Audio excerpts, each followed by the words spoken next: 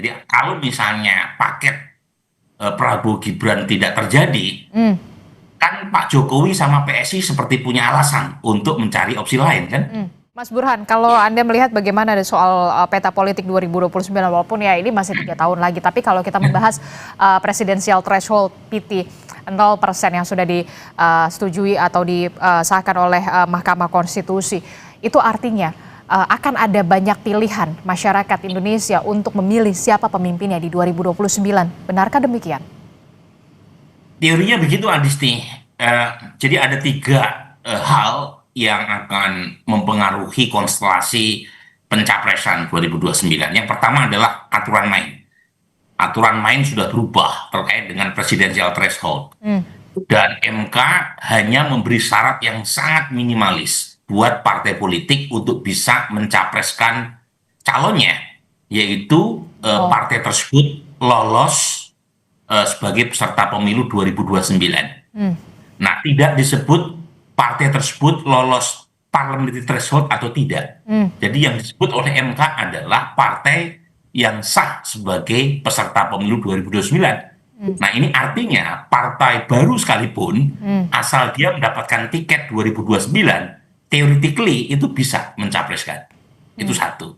Nah, yang kedua, itu tergantung elektabilitas Pak Prabowo sebagai presiden incumbent. Kalau misalnya elektabilitas beliau terlalu menjulang, itu akan membuat lawan-lawan politik ngeper. Hmm. Nah, kalau kita lihat hari ini, elektabilitas Pak Prabowo itu masih tertinggi, tetapi belum menjulang. Nah, kisaran 40-an% dalam simulasi banyak nama. Hmm. Dan kalau kita cek mengapa belum di atas 50% dalam simulasi banyak nama, itu soal ekonomi. Jadi kredit terbesar dari publik kepada Pak Prabowo adalah pemberantasan korupsi. Tetapi dalam soal ekonomi itu masih banyak catatan, mulai dari PDB kita yang lemah, terutama dari sektor konsumsi rumah tangga, Hmm. kemudian ekspansi usaha kita yang menurun, ya. Kemudian juga ada PR terutama berkaitan dengan demand publik, daya beli masyarakat yang juga menurun. Jadi kalau itu bisa diatasi oleh Pak Prabowo, kemungkinan bisa menaikkan elektabilitas beliau. Tapi per hari ini Hmm. itu membuka peluang buat munculnya nama-nama lain. Hmm. Jadi sebenarnya Siapa saja munculnya mereka, nama, kemudian tokoh-tokoh alternatif lain yang kemudian bisa dalam tanda kutip menantang Presiden Prabowo Subianto di 2029? kalau dari survei bulan Oktober ya yang kita rilis saat itu kan mulai muncul tuh. Meskipun nama lain itu belum tentu maju ya sebagai capres ya. Hmm. Misalnya peringkat kedua kan Deddy Mulyadi. Ya. Meskipun signifikan selisihnya dengan Pak Prabowo, tetapi mulai muncul tuh nama Deddy Mulyadi kisaran 20-an%. Hmm. Kemudian Anies Baswedan masih bertengger di urutan ketiga.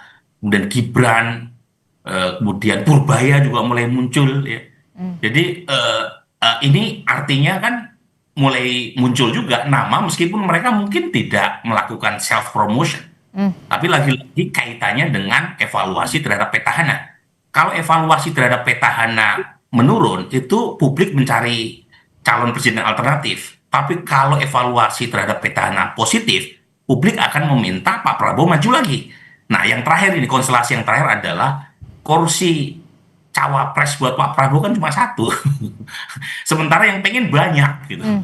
Nah, kalau misalnya jatah satu orang itu dipilih atau diberikan kepada salah satu dari partai tertentu, itu kan bisa ya, bisa mendiscourage atau memberi insentif ya, lebih tepatnya kepada calon wakil presiden yang lain untuk mencari skenario tersendiri. Hmm.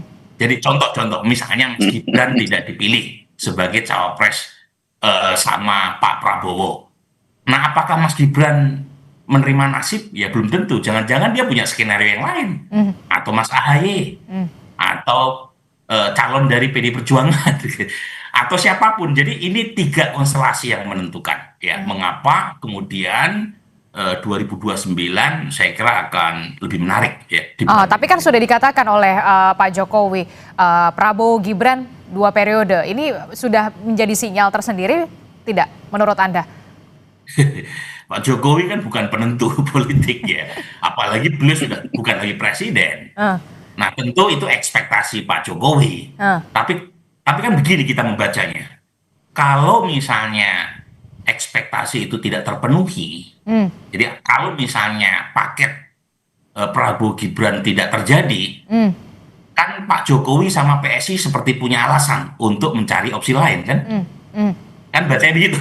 Hmm. Jadi ekspektasi sekarang Prabowo Gibran. Hmm. Ternyata Pak Prabowo di hari jelang 2029 itu memutuskan yang lain. Hmm. Kan itu bisa menjadi semacam pretext buat Pak Jokowi. Oke, karena Pak Mas Gibran nggak dipilih, ya jangan salahkan kalau kita cari opsi lain. Hmm. Nah, kayak begini kan bukan hanya Pak Jokowi, mungkin Mas Ahaye juga punya skenario serupa. Hmm. Mungkin juga Deddy Mulyadi, mungkin juga yang lain juga punya skenario serupa. Karena tadi alasannya adalah kursi cawapres cuma satu, Adisti, Hmm. dan yang mau banyak gitu loh. Hmm. Nah, ini yang kemudian membuat konstelasinya jadi lebih cair di Oke. saat presidensial threshold Ya. dinolkan. Aha, nah itu dia kemudian menarik ya.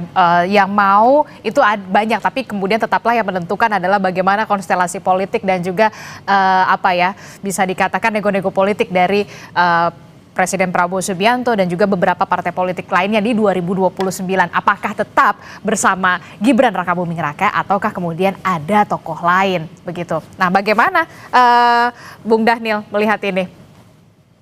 Iya, tadi saya sampaikan Adisti, semua kemungkinan itu sangat terbuka, tentu terkait dengan cawapres atau presiden, kan itu akan sangat tergantung dengan chemistry calon presiden terhadap wapres bersangkutan. Kemudian kedua tentu terkait dengan elektoral, apakah kemudian cawapres yang bersangkutan itu bisa punya nilai tambah buat presiden, calon presiden yang nanti akan dimajukan.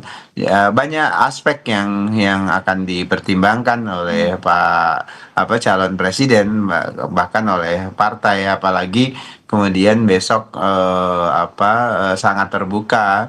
Artinya seluruh partai bisa punya kesempatan yang sama untuk mendorong capresnya masing-masing. Tapi catatannya kan semua pihak sedang berhitung apakah maju untuk menang atau justru maju untuk menggembirakan demokrasi kita, atau sekedar